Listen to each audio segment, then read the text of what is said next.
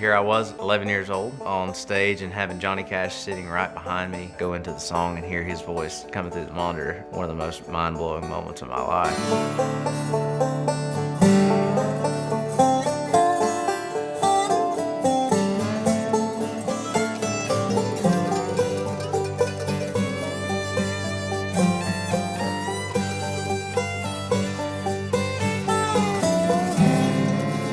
I'm Trey Hensley, and this is My Bluegrass Story. I've always just loved music. When I was a kid, my dad played banjo, and I spent a lot of time with my granddad, who just really loved Hank Williams and Flatt and Scruggs and Bill Monroe. And so I listened to records every day. You know, it was such a big part of my life that, you know, those people kind of, you know, became who I looked up to even as a, 5 or 6 year old. But as far as live music goes, and as far as me wanting to play, that didn't come into my life until I went to that Bluegrass Festival and I got to see it firsthand. And I think the visual of seeing these legendary artists, who I didn't know, I was a kid, I'd heard of Jimmy Martin, but I'd never seen him before. And getting to see him play guitar, that put everything together. I don't think my parents fully realized, what was gonna happen. Whenever I started playing, a few months after that was when I met Marty Stewart at the Appalachian Fair in East Tennessee. And I just went backstage, to have him sign my guitar case. And I got to play a song for him backstage. And then he invited me to come up and play it with him on stage that night.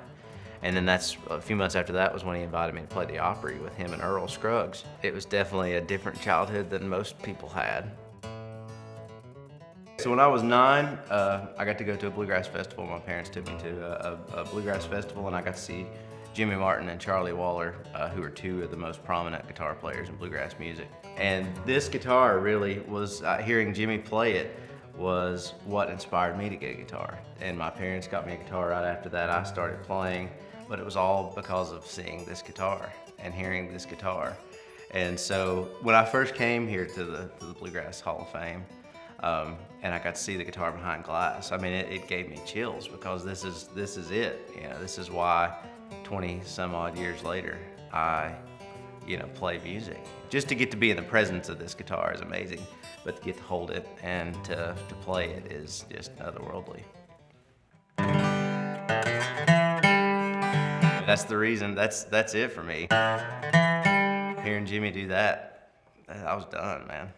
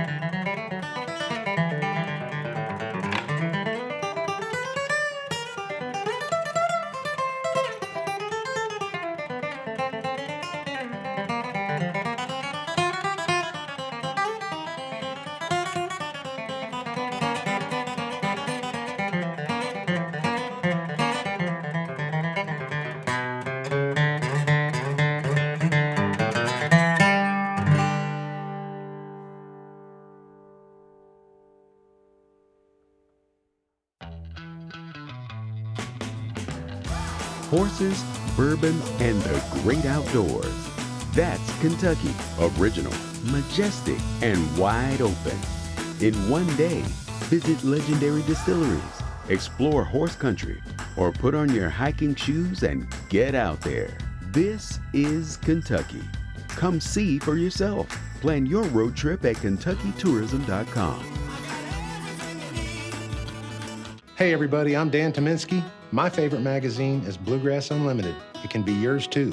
Get your subscription to Bluegrass Unlimited, the monthly print publication of bluegrass music since 1966. Bluegrass Unlimited includes feature articles on bluegrass history and tradition, current artists and bands, and so much more. Subscribe today online at bluegrassunlimited.com. And if you subscribe today using code My Bluegrass Story, you'll save 15% of the regular subscription rate. The Bluegrass Music Hall of Fame and Museum, located in beautiful Owensboro, Kentucky, is your destination for bluegrass music. With interactive exhibits, you'll learn about the early innovators of the music, like Bill Monroe and Flatt and Scruggs, but you'll also discover the artists of today who are following in their footsteps. But that's just the beginning. Experience the music behind the exhibits by playing music in our pick-and parlor and by enjoying a live show in our beautiful theater. Appearing soon at the Hall of Fame, We Banjo 3 on March 18th, Rhonda Vincent on March 25th, Darren and Brooke Aldridge on April 23rd, Daly and Vincent on May 6th, and Dan Tominski on May 14th. Use the promo code on your screen to save on concert tickets at bluegrasshall.org. And when visiting the Bluegrass Music Hall of Fame and Museum, be sure to check out the exhibit highlighting the artists featured on the television show My Bluegrass Story. Plan your trip to Owensboro, Kentucky today and discover your bluegrass story. Learn more at bluegrasshall.org.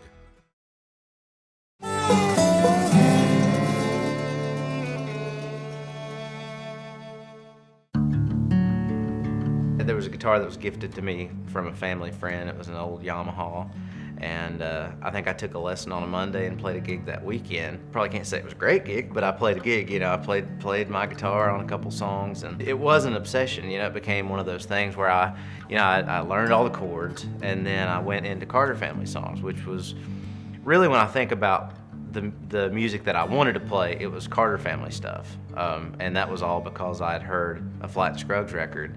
Flatt and Scruggs play the famous songs of the Carter family, where Earl played a lot of those songs on guitar. I had a great guitar teacher when I was starting out, and if I took a lesson on that Monday and he would show me one song, I was calling him back that same night for him to show me something else over the phone. I just always played it by ear anyway. You know, pick up. That's how I play guitar, is just by listening. I could call him and he would show me another song, and but it just never left my hands. You know, it was always. As soon as I got home from school, that's what I wanted to do, you know, was play guitar. Well, I was born in the Southland.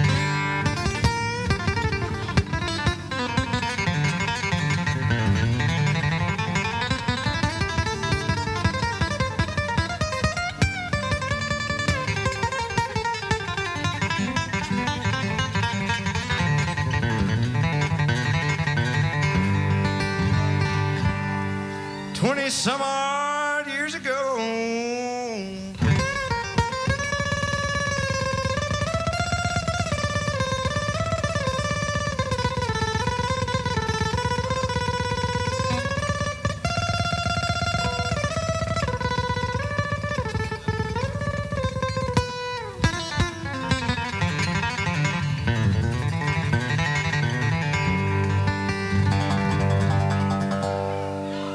And I ran away for the first time when I was only 4 years old. I'm a free-born man, and my home is on my back.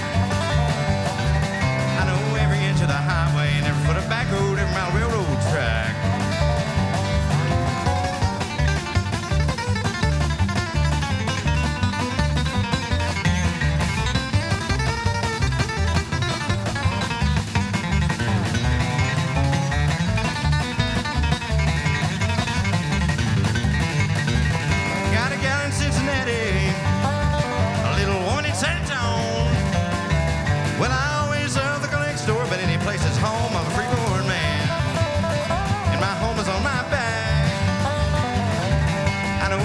To the highway and every foot of back road, every mile of railroad track.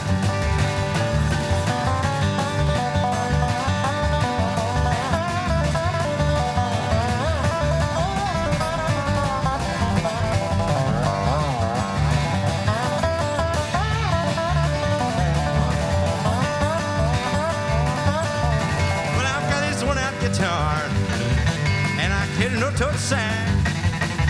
Well, I've pawned it about 200 times, but I always got it back. I'm a free-born man, and my home's on my back. I I know every inch of the highway and every foot of back road, every mile of railroad track.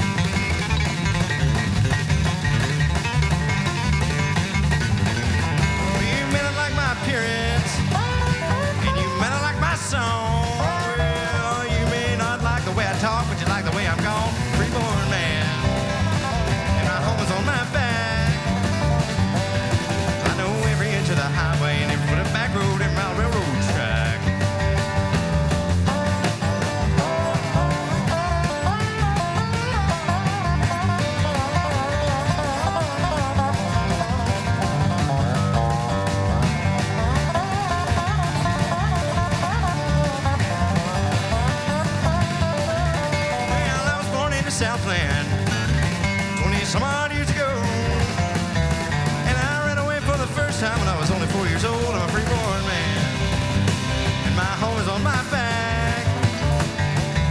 I know every inch of the highway and every foot of back road, every mile of railroad track. Well, I know every inch of the highway.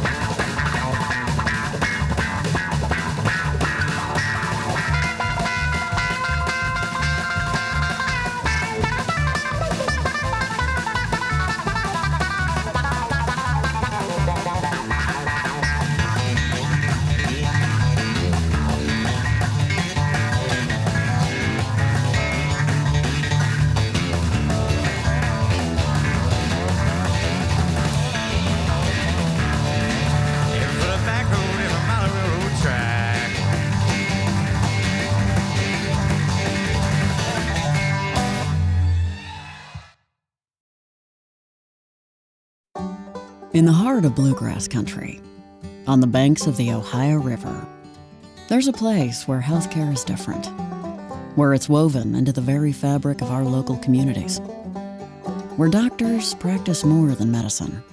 They practice living. Here, everyone cares for the patient and treats them like a neighbor, because they are one. This place is called Owensboro Health, where a healthier community is what we do. There's a city where a river of music flows, where you're invited to discover its deep roots in bluegrass music and heritage and harmonies converge. It's a community that's just like the music it's home to, welcoming and authentic. This is Owensboro, Kentucky. This is the bluegrass music capital of the world. On June 22nd to 25th, 2022, ROMP Festival takes place in Owensboro, Kentucky. Produced by the Bluegrass Music Hall of Fame and Museum, ROMP features 4 days of music, camping, jamming, and much more. Immerse yourself in bluegrass music by experiencing live performances from over 25 artists. Plan your trip to ROMP Festival in Owensboro, Kentucky on June 22nd to 25th, 2022. More information about ROMP can be found at rompfest.com.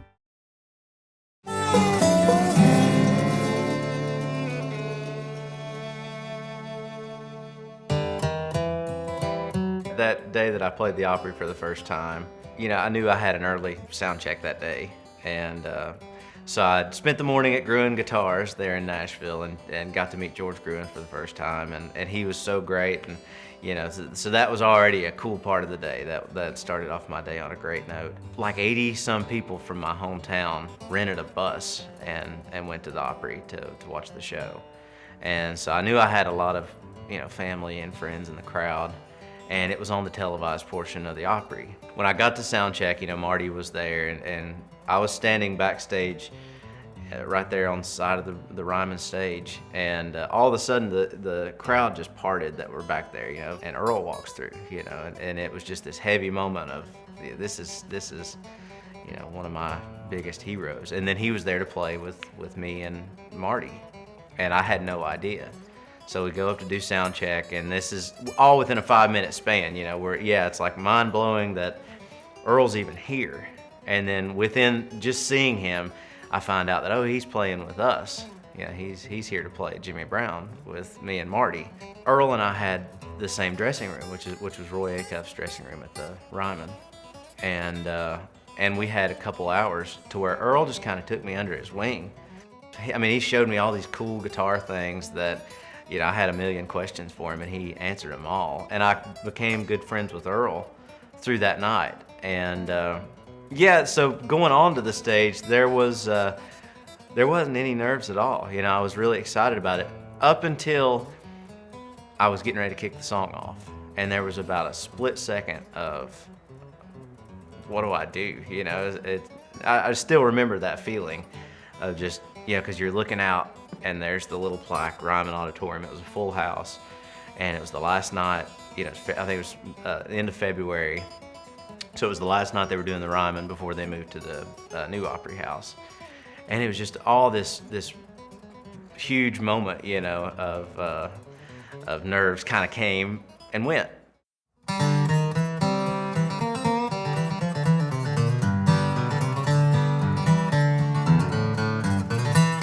Always looking for a place to hang my hat, never knowing which direction I might find me at. I've been traveling every day since I was born, just looking for some shelter from a never-ending storm. I've crossed over these United States, and I seldom make new friends along the way, never staying long enough to say hello, just chasing both ends of my rainbow. This morning came as a surprise, after all the hell I've raised the last few lonely nights. I've been burning all my candles at both ends, just wondering when this chapter stops and a brand new one begins. Well, Montana's really nice this time of year. Well, anywhere is better than right here. I'll ride a plane wherever it may go, while I chase both ends of my rainbow. I keep hanging on to promises and chasing after dreams, knowing that reality is better than it seems. Well, I'll find my way, won't sacrifice my soul, while I chase both ends of my rainbow.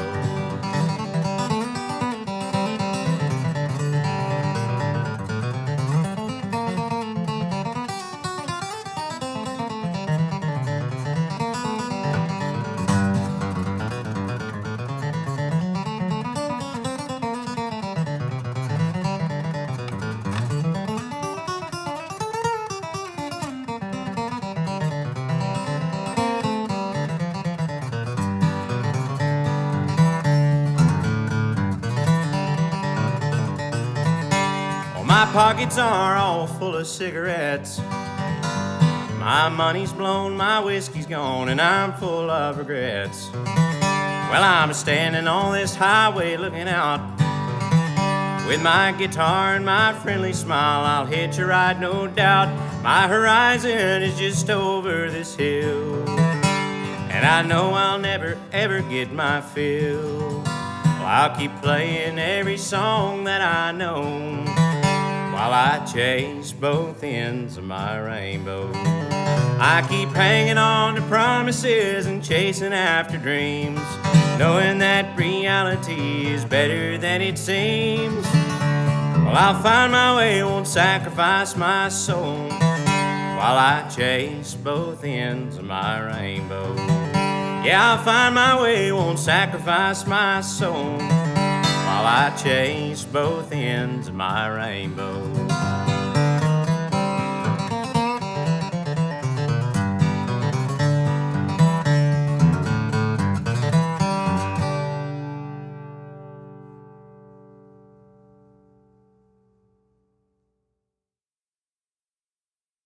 The Bluegrass Music Hall of Fame and Museum, located in beautiful Owensboro, Kentucky, is your destination for bluegrass music. With interactive exhibits, you'll learn about the early innovators of the music, like Bill Monroe and Flatt and Scruggs, but you'll also discover the artists of today who are following in their footsteps. But that's just the beginning. Experience the music behind the exhibits by playing music in our pick-and parlor and by enjoying a live show in our beautiful theater.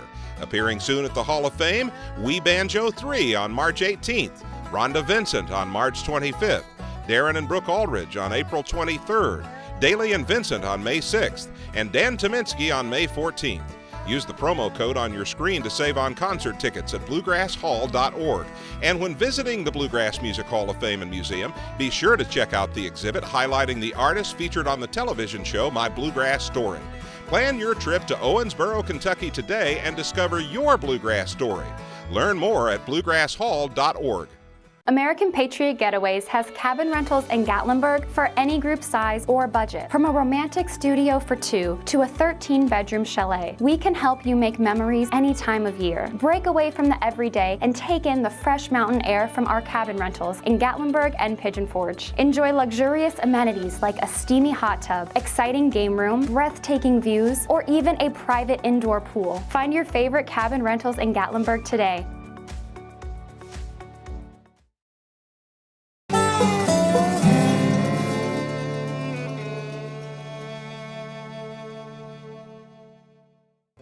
So one of the first places I got to play at was the Carter Fold in Hiltons, Virginia, which was started by AP and Sarah Carter, which is literally just a big barn on AP Carter Highway where they had like fiddle bands and dances every Saturday night. And it's still going, you know, it's a great place out there, but obviously a lot of Carter family history.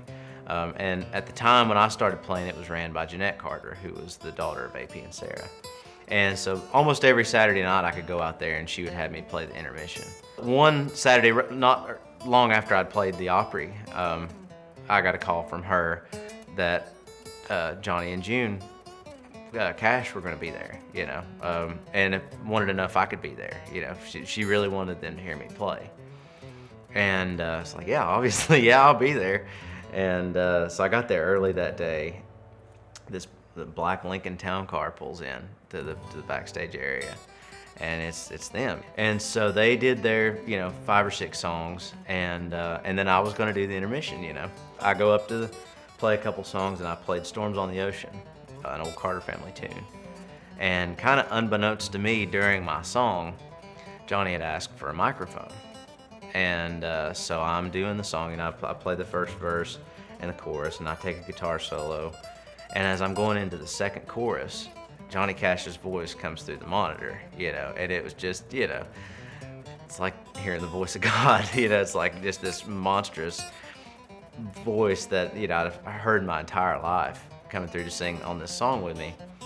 And got to know them better that night. A couple weeks after that had gone by, and I just got home from school. It was the middle of the week, and I was probably doing homework or something, and the phone rings. You know, it's like 3:30 or 4 o'clock in the afternoon, and my mom picked up the phone. She came into where I was, and she said, "Johnny Cash is on the phone. That, yeah, he's wanting to talk to you." And so I, you know, pick up the phone, and he was wanting me to come play at June's birthday party. And so a couple weeks later, I got to play it at what would sadly become June's last birthday party. But it was there that I got to meet Tom T. Hall, who, by some pressure from Johnny Cash, produced my first album at his studio.